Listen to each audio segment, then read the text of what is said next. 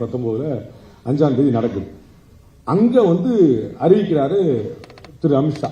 இங்க டக்குன்னு ஓட்டு மாறிச்சு. யோசிச்சு பாருங்க, ஒரு பாராளுமன்ற தேர்தலில் கிட்டத்தட்ட 10 லட்சம் பேர் வாக்களிக்கக்கூடிய இடத்துல வெறும் 8000 ஓட்டு டிஃபரன்ஸ்ல ஒரு எம்பி தன்னுடைய வெற்றி வாய்ப்பு இழந்தார். இல்லாட்டி பிஜேபிக்கு 2 எம்பியா கிடைச்சிருக்கும் 2019. அப்படிப்பட்ட சிக்னிபிகண்டான ஒரு விஷயம்.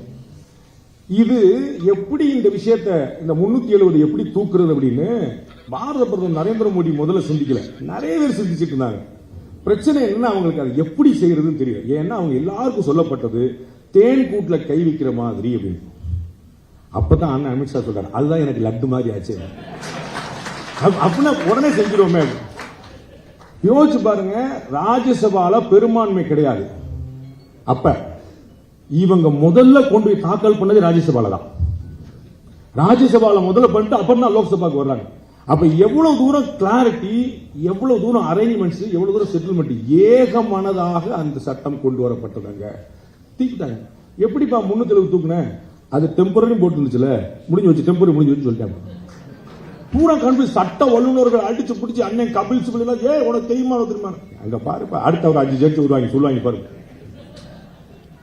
பயங்கரமான சாதாரண விஷயம். இவ்வளவு சிம்பிளா பண்ண முடியுமா அப்படின்னு நான் அன்னைக்கு தேதிக்கு ஸ்ரீவில்லிபுத்தூர்ல இருந்தேன். நான் சொன்னேன், நான் ஒருவேளை அந்த சீட்ல இருந்தா அது வேண்டாம்னு நினைச்சிருப்பேன். அதெல்லாம் போக வேண்டாம், இருந்துட்டு போட்டு. அப்படித்தான் பல பேர் அப்படித்தான் 70 வருஷமா விட்டுட்டோம். அது மாட்டு இருந்துட்டு போகுது, அது மாட்டு இருந்துட்டு போகுது. அந்த டெம்பரவரினா எத்தனை வருஷம் பா? டெம்பரரி ஒரு கணக்கு இருக்குல்ல. டெம்பரரினா முடிஞ்சு வச்சுக்க. அங்க வல்லபாய் பட்டேல் ஆசைப்பட்டாரு, பாபா சாஹேப் அம்பேத்கர் ஆசைப்பட்டாரு. அதை பாரத பிரதமர் நரேந்திர மோடியும் உள்துறை அமைச்சர் அமித்ஷா செய்கிறார். இதை கவனிக்க வேண்டிய விஷயம் தான். இது நரேந்திர மோடி அவர்களுடைய ஆசை இல்ல, பாபா சாஹேப் அம்பேத்கர் அவருடைய ஆசை. இந்த 370 சட்டத்துறை அமைச்சராக இருந்த திரு அம்பேத்கர் கொண்டு வந்ததில்ல. அவர் தான் லா மினிஸ்டர். அவர் கொண்டு வரல, நம்ம ஊரை சேர்ந்த வேற ஒரு மினிஸ்டர் கொடுத்து கொண்டு வந்தாங்க. யோசிச்சு பாருங்க. அப்ப அவருக்கு உடன்பாடு இல்லைங்கிற எவ்வளவு காட்டுறாரு. அந்த ராஜாட்ட பேசும்போது சண்டை போடுறாரு. நான் என் ராணுவத்தை அனுப்புவேன், என் ஆள் சாவா, நீ ஒண்ணு வர மாட்டேன், நாங்க உனக்கு எழுதி வச்சிருக்கோம், உனக்கு எங்க கூட சேர்ந்தா சரி, இல்லாட்டி கிடையாது. அப்ப அவ்வளவு பெரிய தெளிவு அவருக்கு. ஆனா என்ன பிரச்சனை, தமிழ்நாட்டில் பாபா சாஹேப்புடைய பெயரை பயன்படுத்துற அத்தனை பேருமே அவர் என்னென்னலாம் சொன்னாரோ அந்த கொள்கைக்கு விரோதமா இருக்காங்க. அத்தனை அப்படியே அப்படியே இந்தியா ஒன்னா அவர் போய் சொல்லியிருக்காரு. அபிஷியல் லாங்குவேஜ் என்ன அவர் போய் சொல்லியிருக்காரு. மாநில சுயாட்சி அவர் போய் சொல்லியிருக்காரு. காஷ்மீர் பிரச்சனை அவர் போய் சொல்லியிருக்காரு. எல்லாத்துக்கும் அம்பேத்கர் என்ன சொன்னாரோ அதை அப்படியே செய்கிறது பாஜக. அம்பேத்கர் என்ன சொன்னாரோ அப்படியே செய்கிறது பாஜக. அதனால ஒரு புண்ணியமா ஒரு புஸ்தகம் எழுதிட்டாப்படி, அம்பேத்கரும் நரேந்திர மோடின்னு ஒப்பிட்டு. அதுல எங்க அண்ணன் இளையராஜா சார் அதுக்கு ஒரு முன்னுரை எழுதிட்டார். இவர் எப்படி அம்பேத்கரை ஒப்பிடுவார்? அவர் அம்பேத்கர் அவர் தெளிவா சொல்லியிருக்காரு. நீர் ஆதாரங்களை வளப்படுத்துவது எப்படி அப்படின்னு அம்பேத்கருக்கு பெரிய கனவு இருக்கு. அதை எப்படி நரேந்திர மோடி செயல்படுத்துறாரு அந்த புஸ்தகத்தில் இருக்கு. அதை ரெண்டையும் கம்பேர் பண்ணி ராஜா சார் அதை பாராட்டுறாரு. அவ்வளவுதான். ராஜா சார் வில்லன் ஆயிட்டார் தமிழ்நாட்டில். சாத்தியமாகுமா? கற்பனை பண்ண முடியுமா? பாருங்க. பிஜேபி ராஜ்யசபா சீட் கொடுத்துச்சு. நான் தான் கேட்டேன், நீங்க கொடுத்த வேண்டியதானே, என்ன கட்டுச்சு, ஏன் கொடுக்கல? அவர் உள்ள தூக்க பாக்குறாங்க. சரி, தூக்க வேண்டியதானே, காங்கிரஸ் கொடுத்துருங்க, திமுக கொடுத்துருங்க, அதிமுக கொடுத்துருங்க. அப்ப கொடுக்கப்படலை அப்படிங்கறதுனால இவங்க வாழ ஐயோ இவ்வளவு பெரிய ஒரு திறமை இப்படி அங்கீகரிக்கப்படாமல் இருக்கிறது சொன்னா அது ஒரு பிரச்சனை, பெரிய விஷயமா. சோ அந்த டேட் ரொம்ப முக்கியமான விஷயம். எக்ஸலண்டா பண்ணாங்க.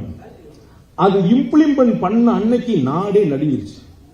5ஆம் தேதி இங்கே, 6ஆம் தேதி மறுநாள் லோக்சபால ரெண்டுலயுமே பேசி வச்சு முடிச்சிட்டாங்க. அது சட்டம் நிறைவேறிச்சு. யோசிச்சு பாருங்க, ஒரு பெரிய இவ்வளவு பெரிய விஷயம், ஜம்மு காஷ்மீர் விஷயம், ஒரு கத்தி இல்லாம, ஒரு துப்பாக்கி இல்லாம, ஒரு உயிர் பலி இல்லாம இது அப்படியே இம்ப்ளிமெண்ட் பண்ணப்பட்டு, ஒரு சிங்கிள் டெத் கிடையாது. அப்ப என்ன மாதிரி இந்த மெட்டிகுலஸ் பிளானிங், என்ன மாதிரி பிளானிங் பாருங்க. அரசாங்கத்தில் ஒரு முடிவு எடுக்கிறதுனா ஏனோ தானோ வாய்க்கு எடுக்கிற முடியல, எனக்கு பிடிக்கல 370 தூக்கு, அப்படி இல்ல. இது நாட்டுக்காக முக்கியம். சரி, நாட்டுக்காக முக்கியம், 4 பேர் செத்தா தப்பு இல்ல, அப்படி கிடையாது. ஒரு உயிர் கூட போக கூடாது. அப்ப எப்படிப்பட்ட பிளானிங் இருக்கும்?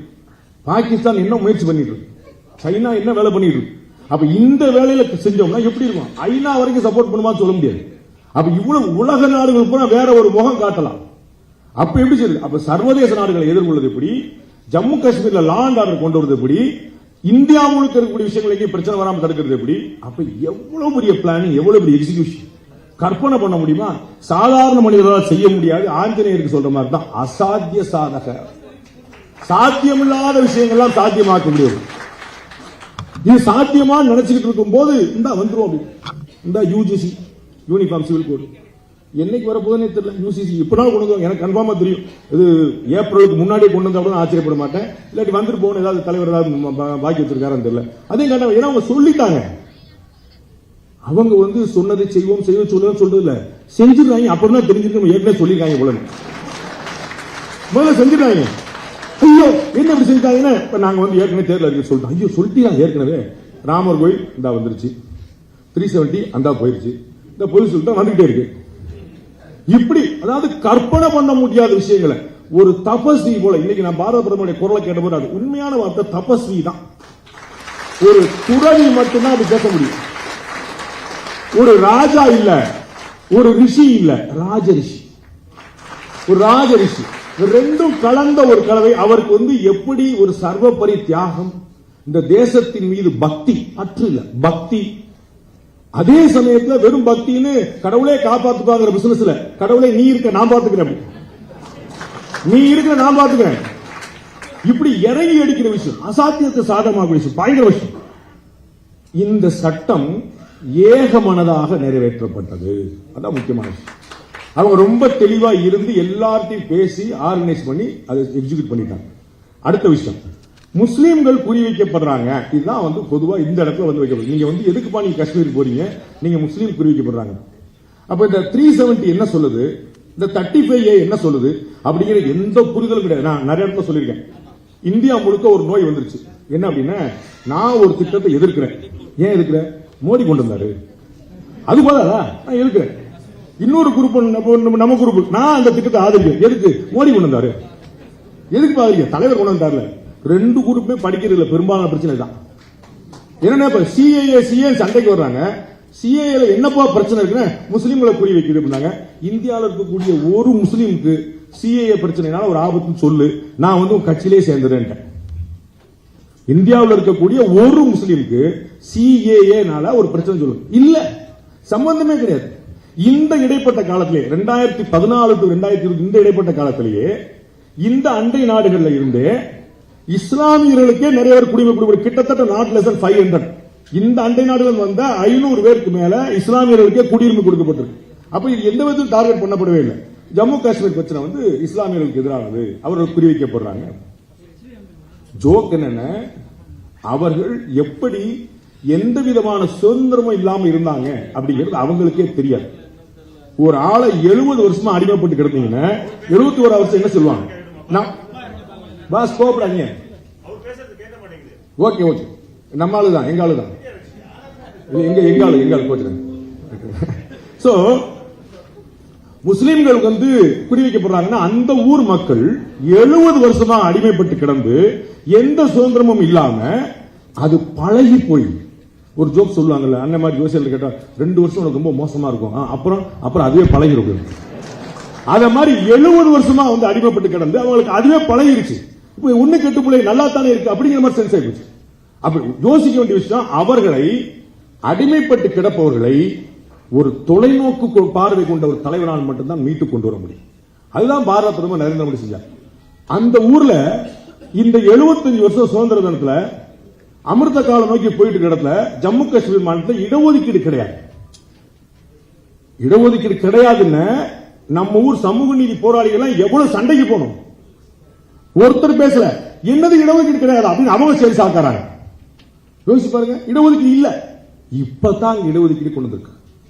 உள்ளாட்சி காங்கிரஸ் கட்சி வந்து பெருமையா சொல்லுது, பஞ்சாயத்து ராஜ் சிஸ்டம் எங்களுடைய தலைவர் கொண்டு வந்தது, ராஜீவ்காந்தி கொண்டு வந்தது அப்படின்னு அவங்க பெருமை. அந்த ஊர்ல உள்ளாட்சி தேர்தலே கிடையாது, உள்ளாட்சி பிரதிநிதியிலே கிடையாது. பெண்ணுரிமை பெரியார் சொன்ன உங்களுக்கு படிப்பே வந்துச்சு பெண்களுக்கெல்லாம், ஆமா தானே? அந்த ஊர்ல ஒரு பெண் இன்னொரு மாநிலத்தை சேர்ந்தோட திருமணம் பண்ணிட்டா அவளுடைய அடிப்படை உரிமையே பறிபோகுது. அவளுக்கு அந்த ஊர்ல சொத்து கிடையாது, சுகம் கிடையாது, வீடு கிடையாது, எதுவுமே கிடையாது. இப்படிப்பட்ட சட்டங்கள் இருந்த ஊர்ல அதை பத்தி யாருமே பேசல. முஸ்லிம்களுக்கு எதிரான சொல்றாங்க பாருங்க. 47 கலவரத்தின் போது பிஓகே உள்பட அந்த பகுதிகளில் இருந்து வந்த நிறைய பேர், அந்த வன்முறை தாங்காம நிறைய பேர் வந்து இந்தியாவுக்குள்ள வர்றாங்க, ஜம்மு காஷ்மீருக்குள்ள வர்றாங்க, முஸ்லிம்களும் மற்ற மதத்தவர்கள். திரு அமித்ஷா அவர்கள் குறிப்பிட்டது போல அப்படி அகதிகளாக வந்த 2 பேர் இந்தியாவில் பிரதமரே ஆயிட்டாங்க. ஆனால் அந்த அகதிகளுக்கு கடைசி வரைக்கும் ஜம்மு காஷ்மீர்ல குடியுரிமையே கிடையாது. இப்ப வரைக்கும் கிடையாது, 2019 வரைக்கும் கிடையாது. யோசிச்சு பாருங்க. அப்ப அவங்க காஷ்மீரி தானே, அவங்களுக்கு முன்னுரிமை கொடுத்திருக்கணும்ல. அவர்கள் முஸ்லீம்கள் இருந்தாங்கல்ல, நீங்க பாரபட்சம் பாத்துக்கங்க. முஸ்லீம்களுக்கு மட்டும் கொடுப்போம்னா செஞ்சிருக்கணும்ல, கொடுக்கவே இல்லை. அவர்கள் அந்த பகுதியிலிருந்து நீங்க வந்தாங்க அப்படிங்கறதுக்காக அவர்களுக்கு கொடுக்கவே இல்லை. இப்படி ஒரு பாரபட்சமான போக்கு இருந்துச்சு. நிறைய விஷயங்கள், 1 2 கிடையாது. தென் இப்ப என்ன பண்ணிருக்காங்க, 2019க்கு பிறகு அங்கு சிறுபான்மை மக்கள் அதிகமாக வாழக்கூடிய அந்த ஜம்மு காஷ்மீர் மாநிலத்தில் மைனாரிட்டி ஸ்காலர்ஷிப் ஸ்கீம் மூலமா இதற்கு முன்னாடி எவ்வளவு இருந்துச்சோ 1,43,154 பேர் தான் 2019 வரைக்கும் இருந்தாங்க. அந்த 1,43,000 மாணவர்களுக்கு தான் ஸ்காலர்ஷிப் கிடைச்சது. 210% கூடுதலாக அடுத்த வருஷமே 3,651,000 பேருக்கு ஸ்காலர்ஷிப். இஸ்லாமிய மாணவர்களுக்கு கிடைக்கக்கூடிய இந்தியா முழுக்க இருக்கக்கூடிய ஒரு திட்டம் முதல் முறையாக அங்க போது டபுள் ஆகும், 210% கூட. அப்ப யோசிச்சு பாருங்க. இப்ப சிறப்பந்தஸ்து என்னன்னே தெரியாம எந்த சட்டம் இந்தியாவில் போட்டாலும் ஜம்மு காஷ்மீர் மாநிலம் நீங்களாக வரும். எந்த சட்டம் போட்டாலும் அப்ப இந்தியாவுக்கு பூரா ஒரு சட்டம், அவங்களுக்கு ஒரு சட்டம். அவங்களுக்கு முதல்ல பிரீமியர் தான் சொல்லிட்டு இருந்தாங்க, சீஃப் மினிஸ்டர் கிடையாது. அவங்களுக்கு தனி கான்ஸ்டிடியூஷன், அவங்களுக்கு தனி கொடி. அப்புறம் ஒரே நாடு எப்படி வரும்? நரேந்திர மோடி அவர்களோ ஒரே நாடு ஒரே தேர்தல், ஒரே நாடு ஒரே ரேஷன் கார்டு, ஒரே நாடு ஒரே பிரதமர், விட்டா ஒரே நாடு ஒரே கட்சி சொல்லிடுவார் போல. பூரா போயிட்டு ஒரே நாடு போயிட்டு. அப்ப ஒரே நாடு சொல்லிட்டு இருந்தவருக்கு ஜம்மு காஷ்மீருக்கு மட்டும் தனியான எப்படி ஒத்து வரும் அவருக்கு? அப்ப யோசிச்சு பாருங்க. இப்படி தமிழ்நாட்டில் ஒரு பகுதி வந்து நான் எங்களுக்கு தனியா வச்சுக்கணும் ஒத்துப்பாங்களா? தமிழக ஒத்துக்கணுமா? எந்த மாதிரி ஒத்துக்க முடியும்? அப்ப ஒவ்வொரு விஷயத்துக்கும் பாத்தீங்கன்னா சாதாரண விஷயத்துக்குள்ள அங்க வேற ஒரு பாரபட்சமான விஷயம். 300 வருஷமா இருந்த அந்த சாரதா பீடம் வந்து இங்க வந்து நிற்குது. சங்கராச்சாரியார் சிலை அங்க வந்து நிற்குது. 32 வருஷமா கோயில பூஜை நடக்காத இடத்துல பூஜை நடக்குது. இப்ப எந்த பிரச்சனையும் நடக்கல. நான் சொல்ல நம்ம ஜம்மு காஷ்மீர் மாநிலத்தில், ஸ்ரீவைகுண்டத்தில் இல்ல, ஜம்மு காஷ்மீர் மாநிலத்தில் அங்க வந்து சாரதா பீடம், அங்க வந்து சங்கராச்சாரியார் சிலை, அங்க வந்து 32 வருஷமா பூஜை இல்லாத இடத்துல கோயில பூஜை எப்படி நடக்குது? அப்ப இதெல்லாம் நடக்க முடியுமான்னு சொன்னாங்களே, எப்படி சாத்தியமாச்சு? அப்ப இவர்களுக்கு மனம் இல்லை, பாரபட்சமா இருந்தாங்க. அதான் ரொம்ப முக்கியமான விஷயம். இப்ப இண்டஸ்ட்ரி ஃபுல்லா உள்ள போயிடுச்சு. காற்று புகாத இடத்துல கூட அதானி பூந்துவார். தமிழ்நாட்டில் முந்தானத்து வரைக்கும் வில்லனா இருந்தார். முந்தானத்துல நல்லவனா மாட்டார். ஏன்? 42,000 கோடி ரூபாய் இன்வெஸ்ட்மெண்ட் பண்ணிருக்காரு. முதலீட்டாளர் மாநிலத்தில் அதானி வரணும். நம்ம பிஜேபி ஐடி சும்மா இருக்குமா? அதானி பத்தி முந்தானத்து என்ன சொன்னாரு, அதுக்கு முன்னாடி என்ன சொன்னாங்க, அதுக்கு முன்னாடி அது 42,000 கோடி கொடுக்கட்டுமே, அதுக்குள்ள முடிஞ்சு வச்சு. இன்னும் 20 நிமிஷம் இருக்கு எனக்கு.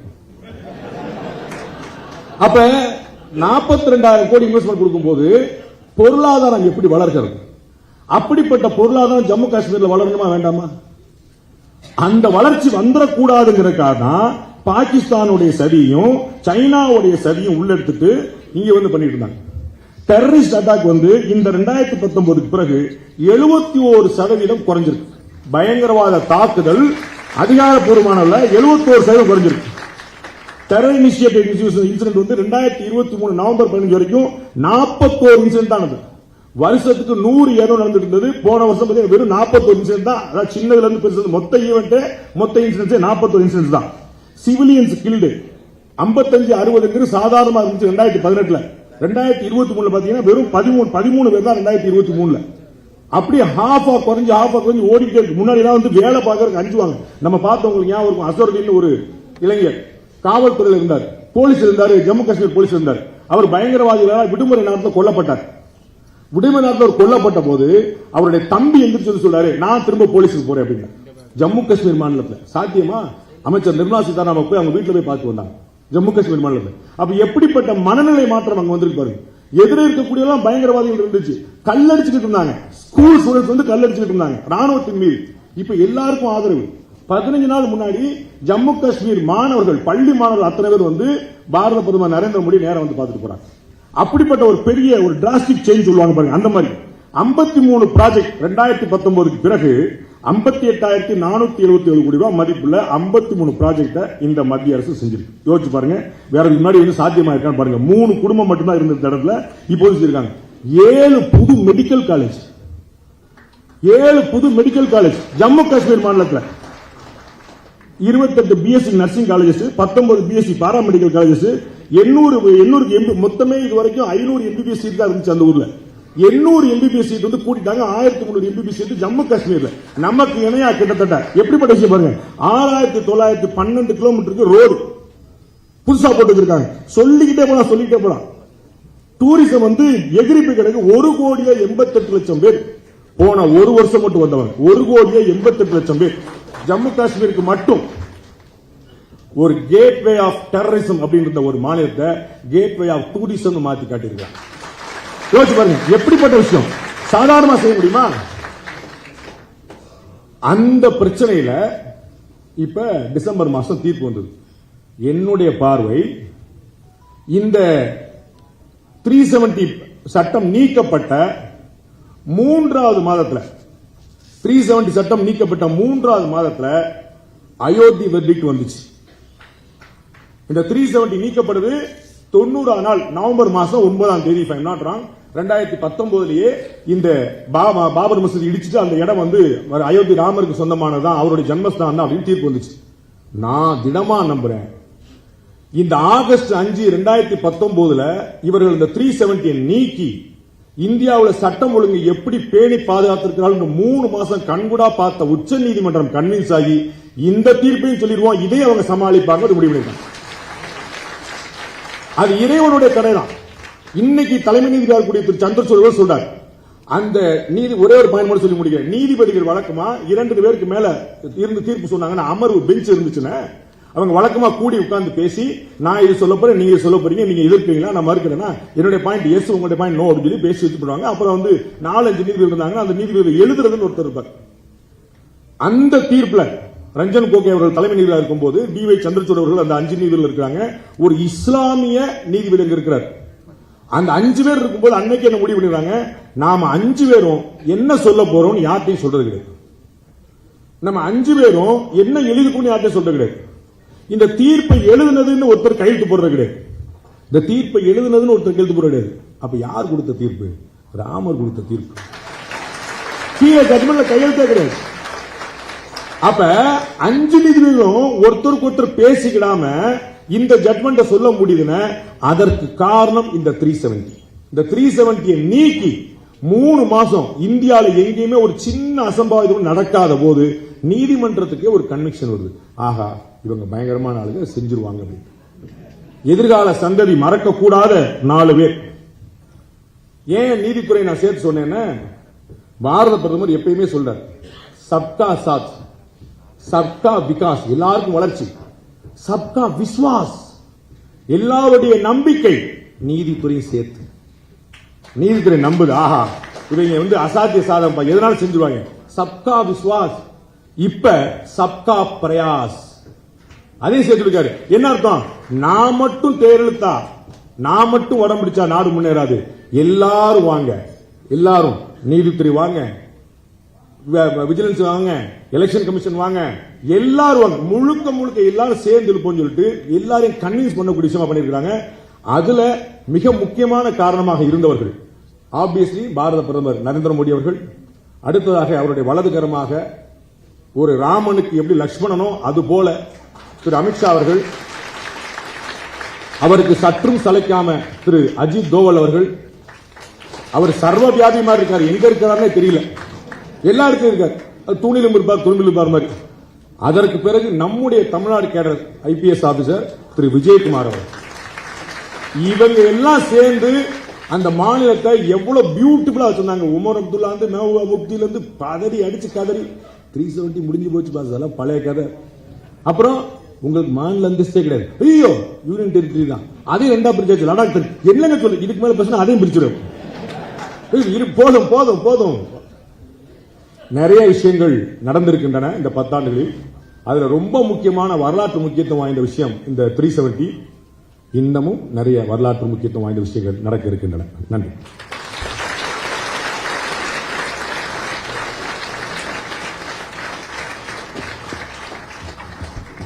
மிக்க நன்றி. அழகாக பாரத பிரதமர் அவர்களுடைய உரையை சுட்டிக்காட்டி இந்த ராமர் கோவிலினுடைய கும்பாபிஷேகம் அது நம் ஒவ்வொருவர் வீட்டிலும் நடக்கின்ற ஒரு விழாவாக நாம் எடுத்துக்கொள்ள வேண்டும் என்று பாரத பிரதமர் சொன்னதை